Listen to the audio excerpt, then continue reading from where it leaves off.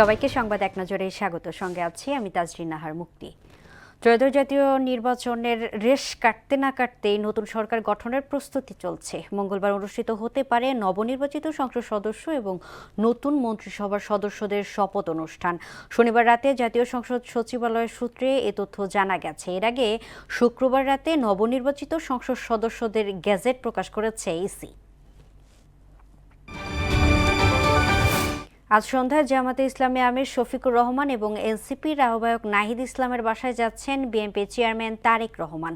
দলটির media cell জানিয়েছে, তারেক রহমান প্রথমে জামাতে আমির এবং পরে নাহিদের বাড়িতে যাবেন। ত্রয়োদশ জাতীয় সংসদ নির্বাচনে বড় জয়ের পর সরকার গঠন করতে যাচ্ছে বিএনপি। হাসপাতালে ভর্তি বিএনপির সিনিয়র যুগ্ম মহাসচিব অ্যাডভোকেট রুহুল কবির রিজভীর শারীরিক অবস্থার উন্নতি হয়েছে। চিকিৎসকরা জানান, রুহুল কবির রিজভীর জ্বর নেই, শ্বাসকষ্টও কমেছে। গত সোমবার নিউমোনিয়ায় আক্রান্ত হয়ে রাজধানীর একটি হাসপাতালে ভর্তি হন তিনি। খবর পেয়ে তাকে দেখতে যান বিএনপির চেয়ারম্যান তারেক রহমান।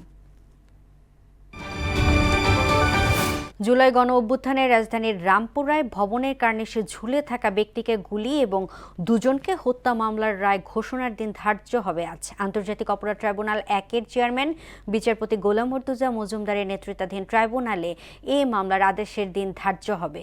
মামলায় ডিএমপির সাবেক কমিশনার হাবিব সহ 5 জন আসামি রয়েছেন। নাইজেরিয়া উত্তরাঞ্চলে ভয়াবহ হামলায় অন্তত 32 জন নিহত হয়েছেন। শনিবার নাইজেরিয়া রাজ্যের বর্গু এলাকায় একদল বন্দুকধারী এই হামলা চালায়। পুলিশ জানিয়েছে, টুঙ্কা মাকেরি গ্রামে 6 জনকে হত্যার পাশাপাশি কয়েকটি বাড়িঘরে আগুন দেওয়া হয়। পরে হামলাকারীরা কনকোশো গ্রামে আক্রমণ চালায়। স্থানীয় বাসিন্দারা জানান, সেখানে অন্তত 26 জন নিহত হয়েছেন।